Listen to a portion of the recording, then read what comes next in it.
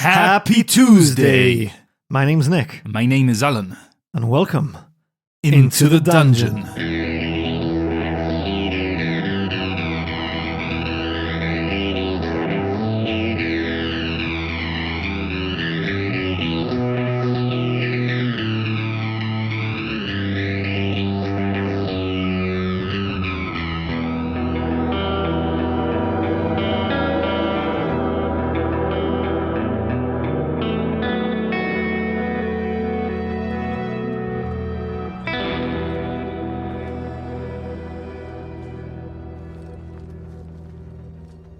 This week we're back at the foot of Icespire Hold, where Shrew in owl form had gone on a scouting mission.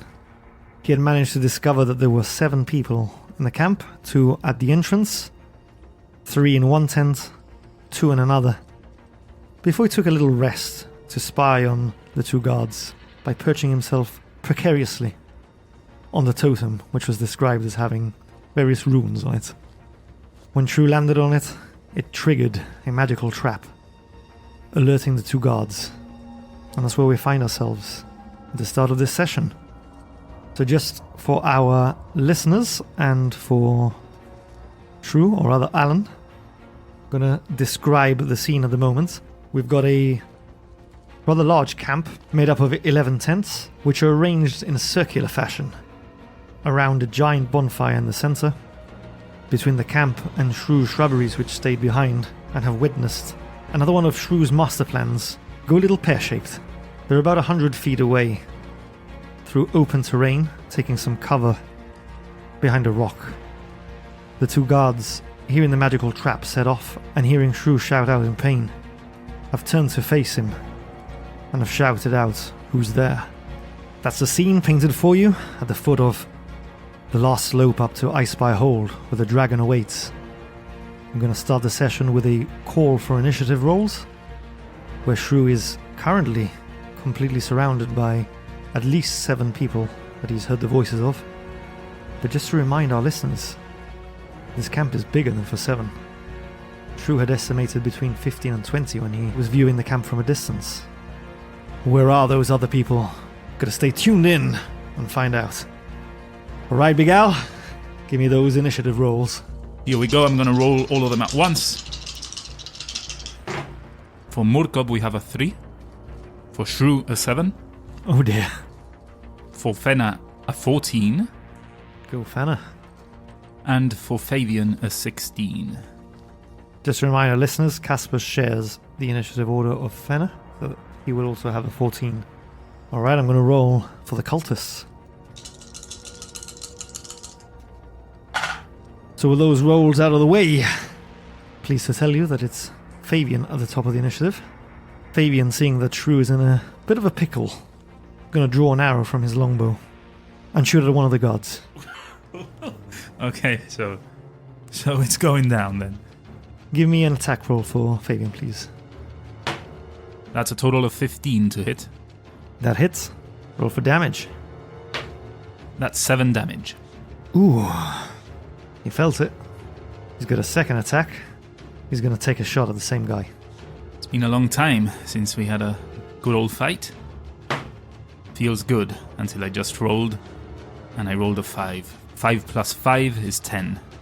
That second arrow whistles over his head. Damn it. Finding itself embedded in the snow. Just to clarify for our listeners, this first round I'm taking control of Shrew Shrubberies because they've seen their leader in a tight spot. After this round, it'll be back to Al. Incidentally, it's the turn of those 2 guards now. The first of the guards, having seen his companion shot with an arrow from a distance and seeing Shrew clinging onto the totem, shouts out, "Intruders!" He's taking some cover behind one of the tents to the left of the totem. He's going to hold his action. He's going to lash out with his sword at anybody that comes close to him. The guard that's just been shot is simply going to move. He's used his action to dash, because he couldn't get to cover with his usual 30 feet of movement, and he's now taking that cover behind a tent to the right of the totem, and away from Shrew Shrubberies. A third guard emerges from the tent where Shrew had heard 2 voices. "What's going on?" This one uses his full movement to get to the base of the totem, He's going to try and throw a javelin up at Shrew. That's a total of 17 to hit. Yeah, that hits. Oh, max damage. Starting strong. It's a total of 7 damage. Ooh, nasty. I'm already 22 HP down. Those potions from Neil might come in handy. It's now over to Fenner and Caspus. Seeing Shrew hurt by a javelin and clinging onto the totem for his life, Fenner's going to jump on top of Caspus, and using Caspus' action to dash, they're going to move forward 60 feet so she can get in range with her guiding bolt. Caspus and Fenner make their way to a small boulder, which offers some partial cover. Fenner's then going to have to use 15 feet of her movement to get in range of firing this guiding bolt, and then she's got 10 feet of movement to try and take some cover after it. Sounds good. She's casting this as a level 1. Ooh. Roll for attack. Total of 18 to hit. Yeah, that definitely hits. Alright, 2 1s, a 3 and a 6. So a total of 11 damage. 11. He's looking shocked and in some serious pain. Ooh. Weaklings. Cloth wearers. No, they look like they've got leather armor to you. Oh, really? Weaklings. Fen is then going to use her 10 remaining feet of movement. She can't quite take cover, but she's now next to Caspus. It's now over to one of the voices that Shrew heard coming from the tent behind the bonfire. This is towards the back upper quadrant of that circular campsite. It better not be the boss. From this tent emerges a figure wearing a more ornate dragon mask. I had to talk. This one's wearing plate armor. Ooh. You can see the symbol of Tiamat emblazoned on his chest. He's got a black shield Oh. and a menacing looking sword. Oh, Fabian. He's got these big shoulder blades coming out, ornately decorated with dragon scales. Wow. This one's wearing a more ornate dragon mask, or rather more like a helmet for this one, adorned with a pair of horns, and this cloak that drapes over, almost looking like he means business. Almost.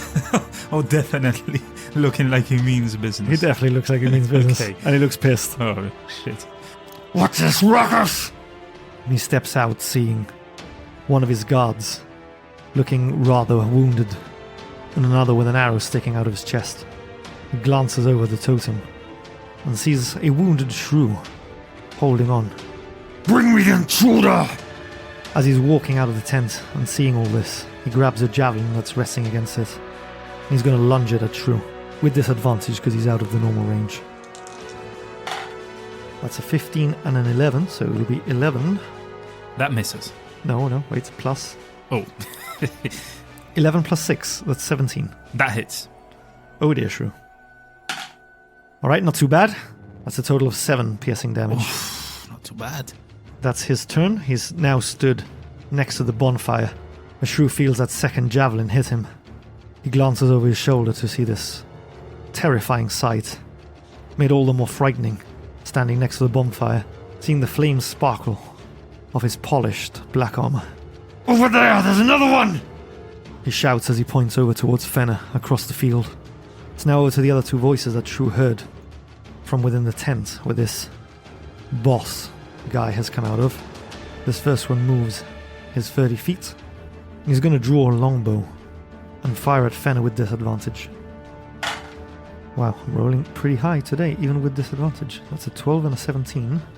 12 plus 2, 14 on Fenner. Yeah, that hits. That's a total of 4 piercing damage on Fenner. The second one comes out of his tent as well. And he's also going to take a shot at Fenner with disadvantage. That's a miss as it whistles off into the distance. You notice that these 2 don't have as much armor on. They look lighter equipped, more mobile. It's now over to the voice that came out from the tent that had 2 men in it originally. This massive hulk of a cultist runs out, brandishing a longsword. He looks in confusion. He moves 25 feet of his movement to the base of the totem, looks around, sees that the intruder on top of the totem pole is looking rather wounded, and his companions are encircling him. He looks across the field and sees Fenna there. He's going to use his action to dash an extra 30 feet in that direction. It's now to Shrew of Shrew Shrubberies. Okay. I want to let go of the totem, and as I'm falling, I want to turn into a giant eagle. Okay, was not expecting that. As I fall, I want to swoop and fly in the direction of the seemingly boss-type character with the big horns and the big pauldrons and the big black shield. All right. I want to try and grapple him. So yeah, you've got enough fly speed to reach him. You're going to try and grapple him, yeah? Yeah, with my talons, I want to try grapple him around the shoulders. So that's a contested roll between the eagle's athletics against this character's either athletics or acrobatics. And he just so happens to be proficient in athletics. Damn it! Here we go. Oh! Do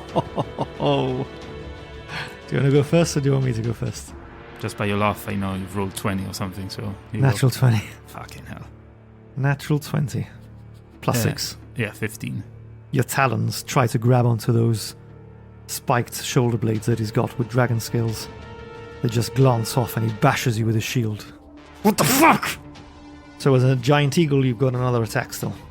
As I glance off, I want to try and grapple him again with my multi-attack, but this time using the beak.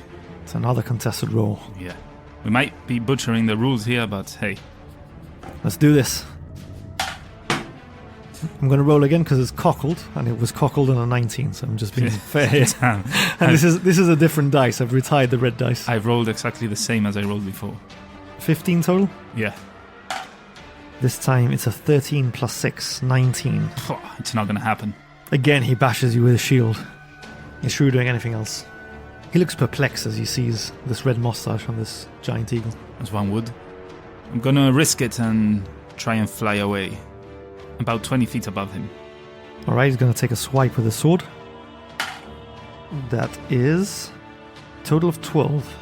Just misses the giant eagle. Just catches a few feathers as Shrew flies off. Alright, so yeah, I'll stay above him around that 20 feet. So it's a Murkob now.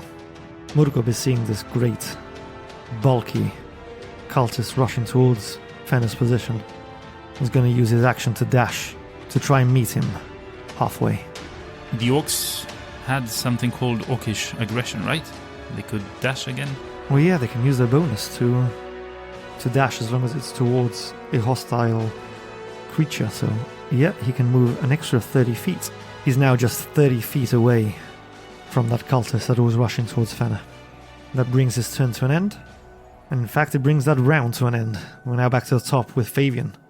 And I relinquish control of Shrew Shrubberies back to you. Fabian's seen as he stayed alone back there. He's going to come out and rush up as well, trying to catch up to Murkob. He's going to use his action to dash. Fabian manages to get within 30 feet of Murkob, 60 feet away from that cultist.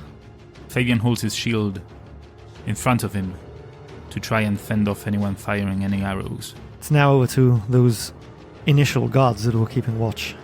The cultist that was standing watch and that escaped unscathed and hid behind the tent holding his action, seeing one of his companions rush across the open field and seeing this orc and this human rush towards him, is going to join his companion.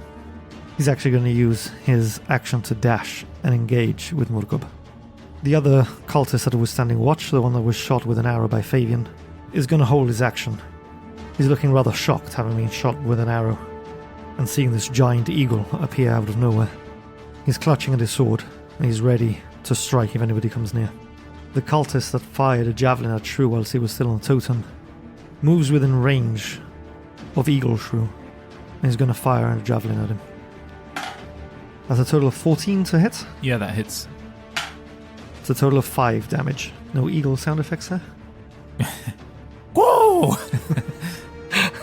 or morning pigeon, as Neil said. Just for Neil, that one. No. It's now to Fenna and Caspus. Fenna sees as the cultist she fired at before moves away and tries to attack Shrew.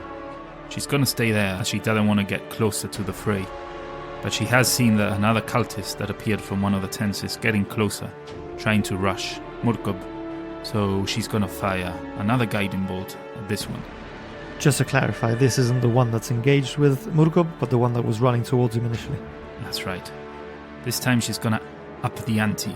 She's gonna cast it as a 3rd level spell. Ooh.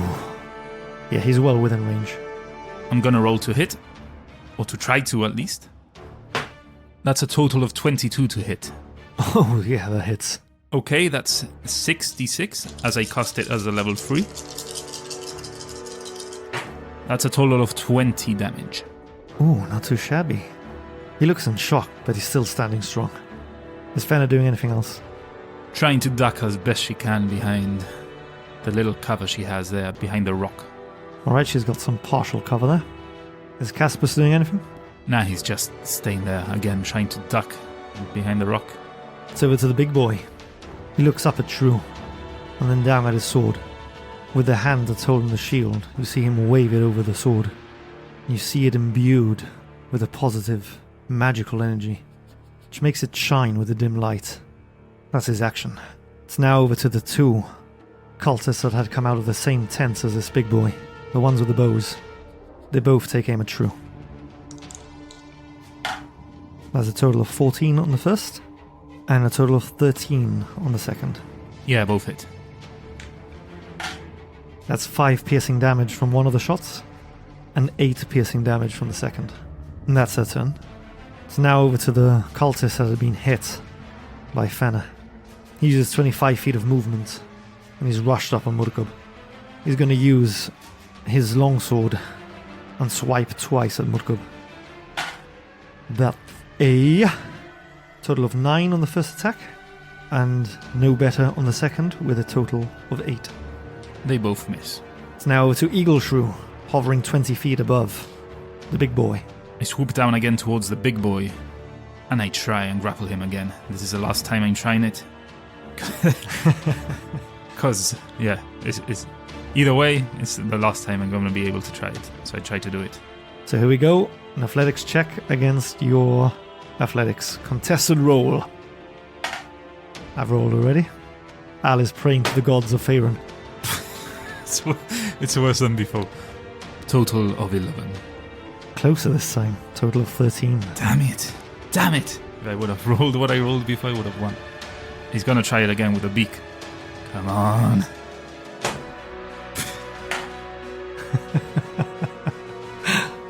Shall I put you out of your misery and say mine first, though? Yeah. Total of 22. Yeah. 15. Oh, that one would have beaten him in the last round. And put him medium boy away. Is Shrew doing anything else? As my bonus, I want to use my combat wild shape, where I can roll 1d8 hit points per level of the spell slot I expend to regain some life. Okay. What level are you casting then?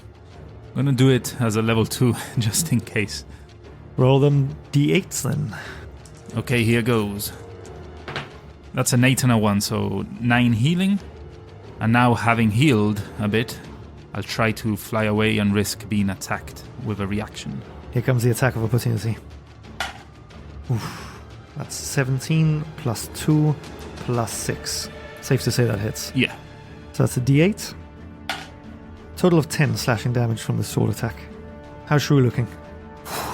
Thankfully, I healed before moving. I'm down to 7 hit points as Giant Eagle Shrew, but I'm using the rest of my movement to get as far away as I can towards the rest of my party. And I want to fly at around 10 feet above these cultists so that they can't get more attacks of opportunity on me if I fly overhead. Okay. Over to Murkob then. Murkob, now seeing he is in hand-to-hand combat with 2 cultists, wants to rage and wants to attack the one that looks more powerful, the one that just joined. Alright, roll to attack then. That's a total of 22 to hit. Yeah, that hits. That's 6 damage, and plus 2 for the rage, so that's a total of 8 damage. Alright, Constitution time. Sorry, my friend.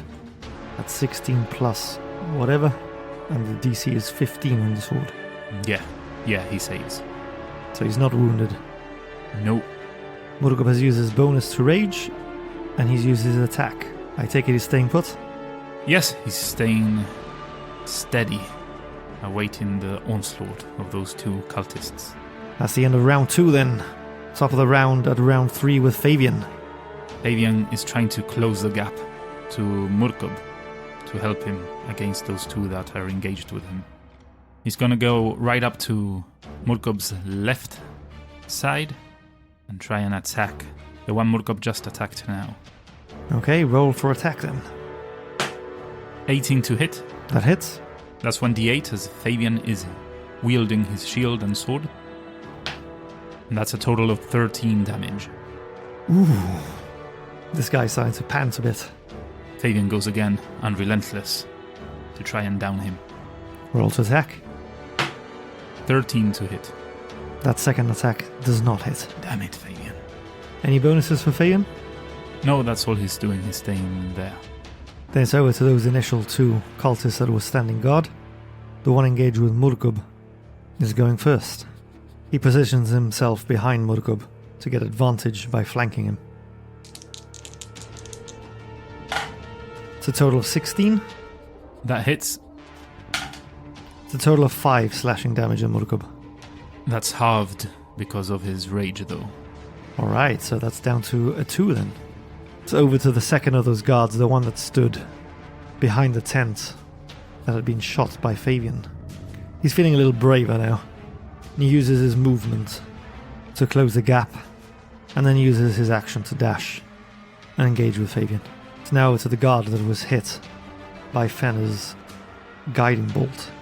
He stood next to the giant bonfire where he'd been engaged with Eagle Shrew, and he uses his action to dash towards Fabian and Murkub, running under Eagle Shrew. It's over to Fenner and Caspus. What are they doing? Still from where she is, behind the partial cover. She wants to try and hit, yet again, with a guiding bolt, and again, to the cultist that looks stronger. Alright, roll to attack then. This time it's a level 1. That's a total of 15. That hits. Yes. That's 4d6 this time, for a total of 15 damage. Oh, he's looking on death's door, this one. Ooh. Will he be the first to fall in battle? Caspus doing anything? He's staying there for now. Then it's over to Big Boy. He's going to use his action to dash. He's going to try and close the gap from beside the bonfire where he was over to Fabian and Murkub. Despite the dash, he's still 35 feet away from both of them. That brings his turn to an end.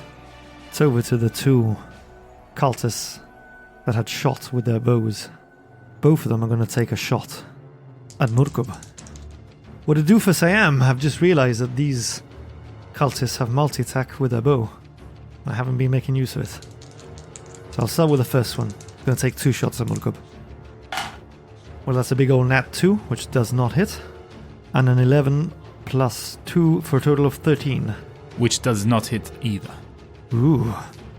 Second cultist is going to let fly with 2 arrows as well. Not much better. That's a 4 on the first attack, plus 2, which is a 6. But unfortunately, the second attack is a nat 20. Oof. Big oof. That's a 1 on the d8. Alright. So doubled to 2, plus 2, 3, half down to a 1 because of the rage. So 1 damage on Murkub on a critical hit. Wow. And out of 4 attacks. Shocking. Murkub the MVP. Starting to feel what it's like to be you in these battles. It's now to the cultist that's been savaged by Fabian and Murkub. He's going to use his sword to attack Murkub. The total of 14. That does not hit. And his second attack, marginally better. Total 15. Just hits. He's using this with 2 hands. It's a total of 11 slashing damage, half down to 5. It's over to Shrew. Shrew is seeing Murkub being attacked by that cultist. The one that looks stronger than the others, but also weaker at the same time, in the sense that he's taken quite a bit of damage. I want to swoop down the 10 feet towards him and attack him from a position where I will not incur an attack of opportunity from any other cultist if I try to fly away again. Okay. Are you going talons first or beak first? Talons first. That's a 15 to hit. That hits. And that's 2d6 plus 3 for a total of 12 damage. With Shrew's talons, he rips him to shreds as he falls to his knees and then crumples into the snow. Alright. The tide is turning. What's Shrew doing? I want to continue flying and position myself behind the cultist that flanked Murkob originally. And as I fly up to him, I want to attack him with my beak. Give him a peck. A little peck. Not the kissing type, I take it. No. Here comes the that one. Please. No, not quite, but I don't think it hits. 12. Just hits. Ooh. That's just 1d6 for a total of 7 damage. Alright, is Shrew doing anything else? Any bonuses? No, I am staying there for now. Then it's over to Murkob. Murkob seeing Shrew flanking the guy that was attacking him is going to turn around swiftly and try to slash at the cultist's throat with his scimitar. Okay, then roll for attack. That's a total of 17. That hits. A total of 11 damage on that attack. He needs to make a constitution saving throw, right? To see if it's no, he doesn't. No? Okay. He's He dead. collapses on the floor, Okay. dead as his throat is slit from ear Alright. to ear. Nice one, Murkob, MVP. That's 2 down, 5 to go. If Murkob is not doing anything else, then it's over to Fabian. Murkob is going to position himself behind the cultist that is engaged with Fabian, giving Fabian a bit of an advantage in his hand-to-hand combat right there. Fabian is going to try and attack the cultist, stabbing with his sword. 20 to hit. Yeah, that definitely hits. That's a total of 10 damage. He stabs him with his steely blade, and he slays the beast. Alright. He's got his movement and another attack. He is going to run up to the cultist that Fenna originally hit with her guiding bolt, and he wants to try and kill this one too. 23 to hit. That hits. That's 7 damage. This Culting is gasping for breath and gurgling blood. He's just about standing, but he looks seriously wounded. Is Fabian doing anything else? No, he's staying there for now. Then it's over to the cultists. The first two have perished in battle, and so it goes over to the cultist that Fabian has almost slain. He's going to try and slash back at him. A total of 14. Try was the keyword there. That misses. Then it's over to Fenner and Caspus. Fenna, now seeing a big brute rushing towards her friends, is going to direct her attention to him. She's going to cast Guiding Bolt. But this time, she's not holding back as a 4th level Ooh, Fenner! on the big boy. Let's hope we can get some sleep before attacking the dragon. If not, Yeah, let's hope the dragon doesn't swoop down. yeah, if not, we're done for. Let's also hope she hits. Yeah, with a 4th level spell, you should be picking your lucky dice, I don't own lucky dice. They're all crap. he says just before he rolls an nat 20. Let's see, shall we? Here we go. No. Not a nat 20. Not even close. That's a 14 to hit. That does not hit. Damn it. That's her turn there then. It's now the turn of that cultist. He's going to get right up on Fabian. He's going to slash him with his sword. Total of 21 to hit. Oh yeah, that hits. Okay, going to roll for damage. That's a total of 9 slashing damage on Fabian. And then, as the blade bites into Fabian, he sees these black wisps emanating from the armor, coming down the arm, and also sees the emblem of Tiamat glow Ominous. as he takes an additional 10 damage. This cultist is now going to swing his sword again at Fabian. It's a total of 19. Oh yeah, that hits. Total of 11 slashing damage on Fabian. This time he does not feel that magic burst through him. Fabian's taken 30 points of damage in that round. It's now over to the 2 cultists with the bows. The first one, I'm going to take aim at Shrew in eagle form. That first arrow sort of droops off the bow and falls into the snow. That was a nat 2. The second shot, not much better. Total of 12. That misses.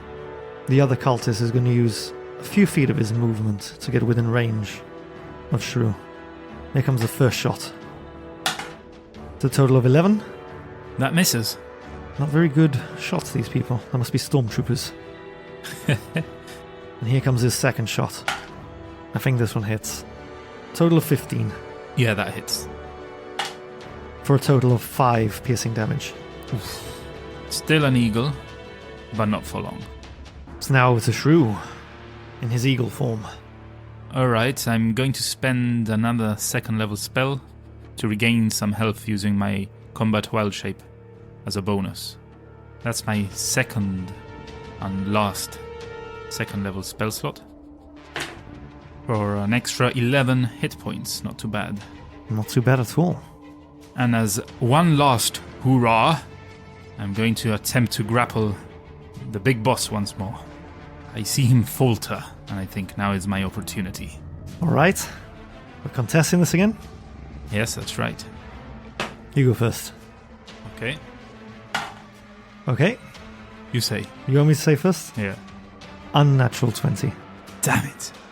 I rolled a natural 20. Oh! Plus 3, so 23. Nice one. Yeah, you've been grappled. So what's Shrew doing then? I see that beside the big boy, there's one more cultist that's on his last breath. Before I fly off with the big boy, I want to reach out to him with my beak and give him a peck on the head. But I'm trying to do non-lethal damage. I want to knock him out. Okay. 7 to hit.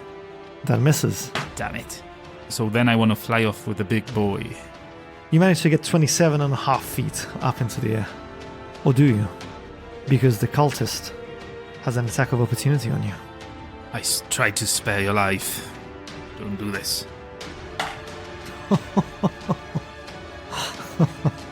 You can't write this shit up.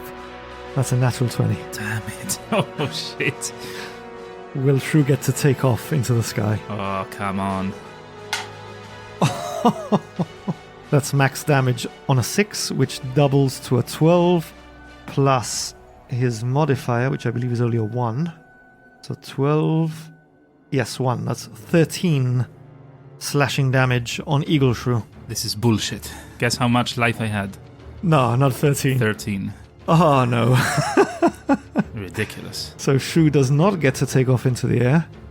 Oh my god, I can't believe you missed with your attack as well. Do you want to get more pissed off, or do you want to... No, not really.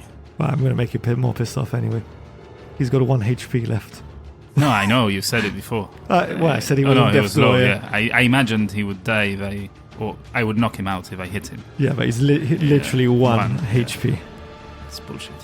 Hold on. I just realized Fabian has protection. When a creature you can see attacks a target... What kind of protection?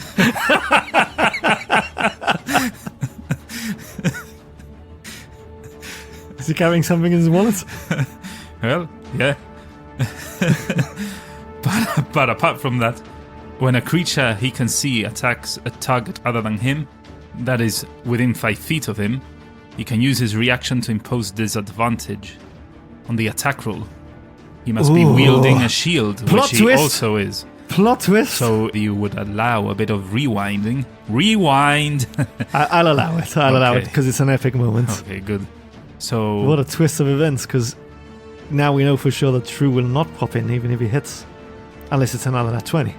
I wouldn't put it past you. So. I'm going to up the ante and get Red Boy that was punished. Oh. Which, I mean, I told Al off audio, but when I punished Red Boy, which has been rolling particularly high today, I sort of tossed it nonchalantly onto the second table that we've got beside me, and in a mocking fashion, it landed on a natural 1. Yeah, it's making fun of me. But I'm gonna tell you this though. If you roll a natural 20 now, I'm taking the headphones off, I'm putting the mic away, and I'm going home. I usually roll here on my little table. Those of you who have seen the photos of our setup, I'm going to roll this one on the big table so Al can see it. Okay, bring it. So this is the disadvantage roll. We'll say something. If it's a nat 20, the damage from before stands. Because I've allowed the ref. Of course, yeah. Here we go. I can see the sweat beads starting to form on Al's head. Ooh, no, not quite a nat 20. Not even close. I don't think that even hits. It's a total of 11. No, it does not hit. Oh, Fabian MVP to the rescue. Fabian saves the day again. And Shrew sets off finally. 27.5 feet up. 7.5 feet up the sky with a big boy in his talons. He can breathe. It's over to Murkob. Would you say that Murkob saw Shrew's intent of knocking out the guy that is in front of Fabian? No, because he went with his beak. Had you had a weapon, he would have seen you hit him with a pommel, or he tried to peck him. Fair enough. Murkob then goes up to that guy and finishes him off. Is he trying to flank him, or is he... Yeah, he's gonna make sure he finishes him off well, and he's gonna flank him. So he's going to take him from behind. That's correct. Alright, then roll with advantage. That's a total of 18. Yeah, that hits. Total of 10 damage. Oh, he gone. He's well and truly been finished off as he collapses into the snow. Poor guy. Murkob doing anything else? Using his turn to close the gap between the archers that are still inside the camp and himself. Okay, so he's used 10 feet of movement. He can use 20, 5, 10, 15, 20, and he's got his bonus action, if you wish, to charge recklessly. Yeah, he wishes to do that.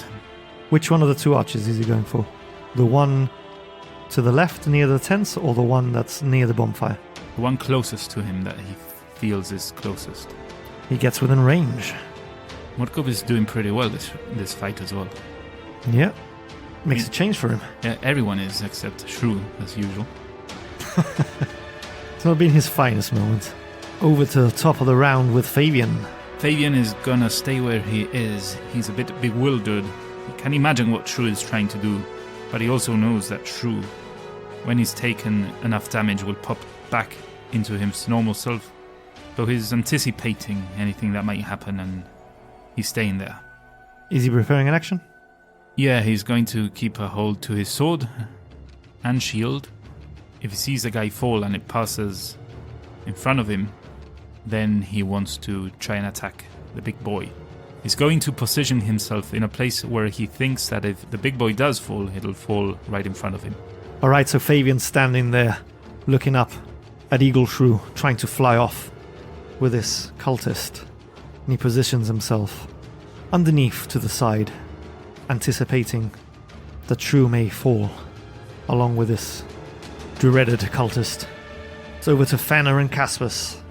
Fenner, not content with having missed last time, is going to try that again, this time as a 3rd level spell, and aim at the cultist that Shrew has in his talons. I'm going to up the ante here because there's a big bad boy of an eagle carrying him. If you roll a natural 1, you'll hit Shrew. That's not in the rules. But I'll half the damage. But I'll take it. Okay. Just to make things interesting. Yeah. Here comes the natural 1. Okay, hold on. You haven't rolled one yet today, have you? I think I have, but as an advantage. I had advantage and one of them was a 1. Oh, okay. Don't roll it now. Let's see. Right, so here goes. Not a natural 1, but doesn't hit. That's a 5 plus 7, 12. No, it does not hit. She fires off this guiding bolt. She's starting to get a little perturbed as she's missing lately. Fires off into the sky. It's hard to hit a moving target as well, to be fair. A flying target. Yeah. Is Fenner and Caspus doing anything else? Yeah, Caspus under Fenner's command is going to ride up to where Fabian is. And wait, because she knows that Shrew is a bit of a doofus, and she knows that if Shrew falls, or if Shrew loses his wild shape, he will fall, and he will need healing. So she's going to hang around there. And just to clarify for listeners, this is Caspus moving with Fenner on top here. That's right. That takes Fenner and Caspus to within 20 feet of Fabian, using the dash action for Caspus. It's now over to this big bad cultist. Let's see what happens. I imagine he's going to try and attack me. Oh, yes he is. He's not looking particularly impressed as he dangles 27.5 feet from the ground. No, I imagine he doesn't. Well, that hits. I'm not going to bother adding anything because I know that your AC is a 13 and this is already a 16. Oh, crap. Here we go. That's a total of 9 slashing damage on Shrew. All right. And as Shrew turns his neck down to look at this prey that he's got in his talons, he notices these wisps of black smoke traversing down the arm as the symbol of Tiamat glows. He's up to no good. He's looking pissed. Well, you can sense that he's pissed. You can't see his face behind that mask. No, I'm trying to do an eagle sound. Hold on. No. Is that eagly? Not really. Kind of. Alright, Shrew senses this magical surge pulsate into him. Whoops. Dealing 4, 9, total of 15 extra damage. Yes, and with that, Giant Eagle Shrew is now back to Shrew and is free-falling. I'm going to ask you to roll a d4 for Shrew to see which one of the 4 squares he's going to fall on. Please be a 2. 2 is the one Fabian is standing on. Nick has a very dark sense of humor. He wants to see me fail and Shrew's Shrubberies die. No, I don't want to see you die. But I do want the comedic value of you falling on Shrew, on Fabian, and the roleplay that will ensue. Well, I'm sad to say for you, it was a 4. Oh. But wait, because there's somebody else that's falling. Okay. The cultist is falling down as well, as he's dropped by Eagle Shrew. Which quadrant is he going to land in? Yes! Damn it. But hold on. So, how far are they falling? Would they fall at full 27 feet in this turn? Or would it take a while? I think you fall up to 300 feet in the first round. Damn. Okay. But, I mean, Fabian can still get his attack before... He had his attack ready, do you remember? Yeah. So he should be able to get it before he actually He can try and swipe twice as he's crumpling down towards him in his full plate armor and shield and sword. All right. Let's start off with Shrew before we get to Big Bad Boy. I'm going to give you a chance to redeem yourself here. I'm going to ask you to roll an acrobatics check to see whether you land on your feet or whether you fall prone. I fall prone. Hold on. Yeah, it's 7 total. Yeah, you fall prone as you slam into the snow, receiving 5 bludgeoning damage. What the fuck, Shrew? Oh, shit! Give me the 2 attacks for Fabian. He sees this heavily armored cultist falling down towards him. Total of 16 for both attacks. Both were 8s then. Yeah. I'm sorry to say that both miss. Oh my. So I'm going to ask Fabian to give me a dexterity saving throw as well. And I'm going to do one for the big bad boy as well. That's 11 for Fabian. Total of 10 for this bad boy, who crumples into Fabian. Both Fabian and this guy take 3 bludgeoning damage. I'm going to roll a d8 to see which square the big bad boy lands in.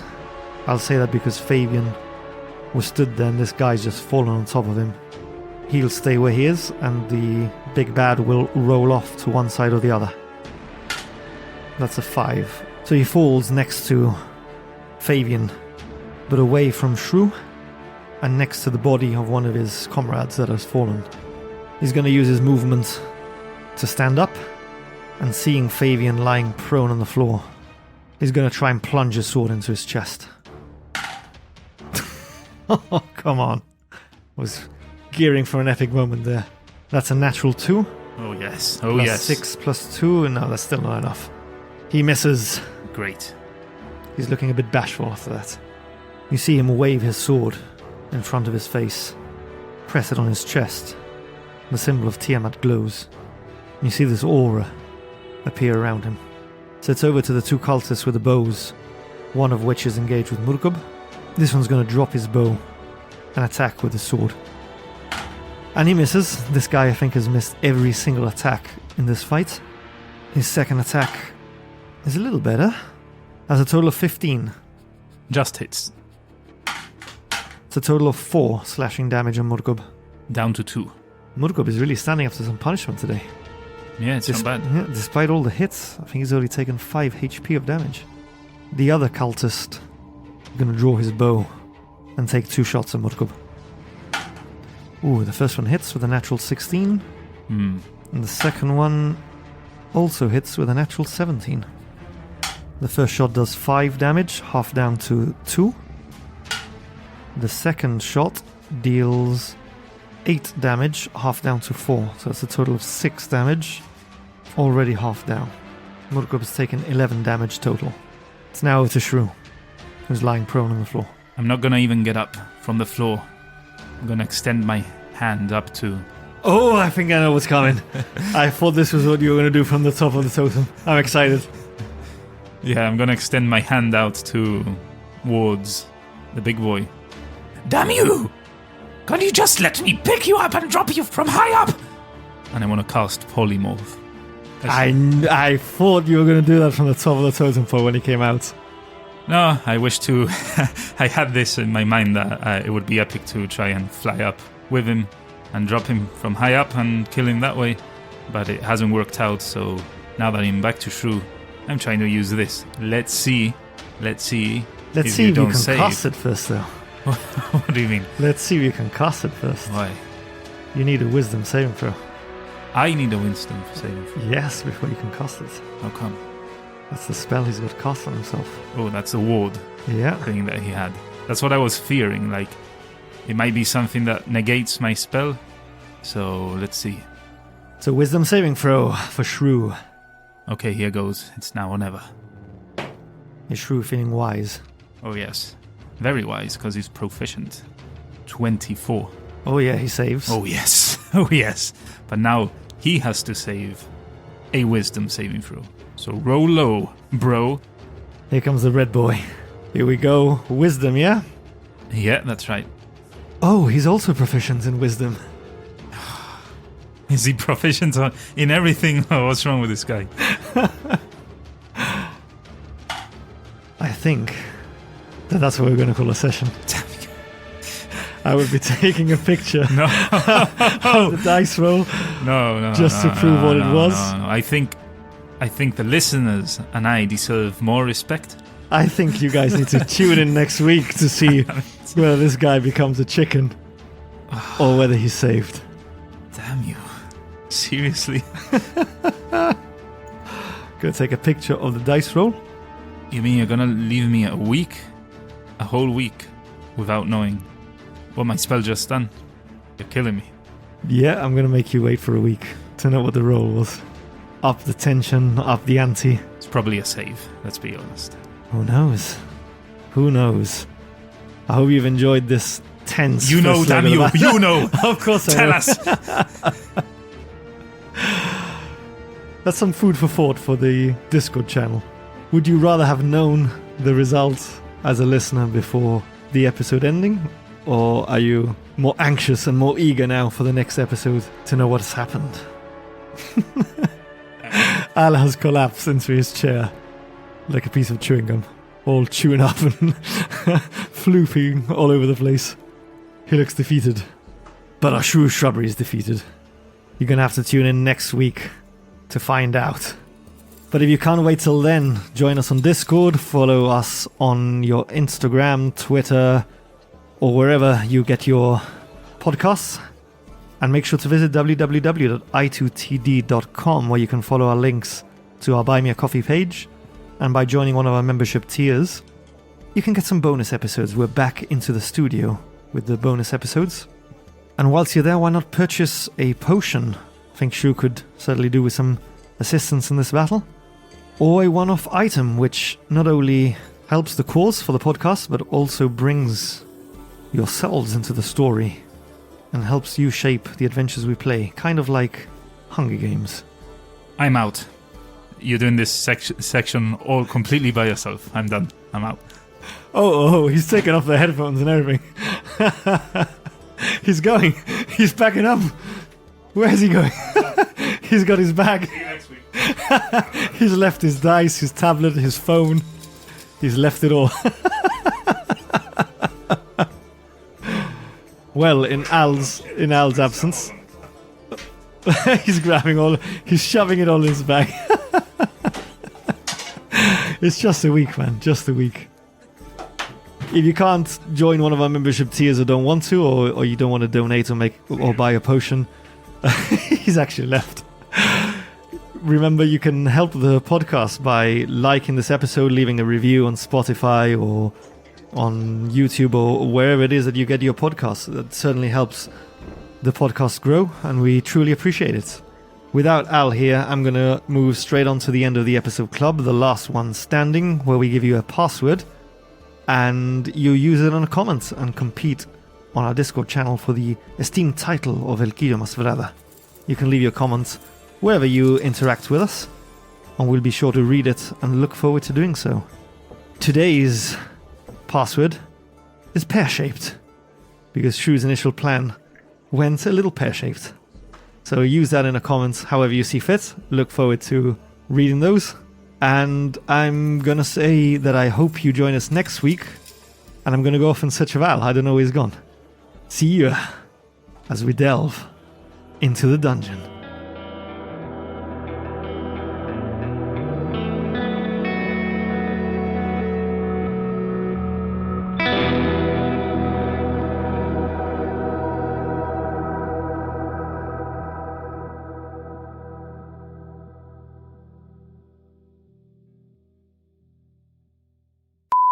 Happy Tuesday! Tengo que decidir que antes before we do this. My name's Nick. And my name is Alan. And welcome. Vamos a hacerlo otra vez. Okay. Tú va primero, ¿vale? Venga. Where Shrew in owl form had gone a little reconnaissance. Reconnaissance. For Murkup, we have a shot with an arrow from the dock. From the dock? What the fuck am I talking about? Murkup then goes up to that guy and finishes him off. That's a common expression. Sí, pero no de protección.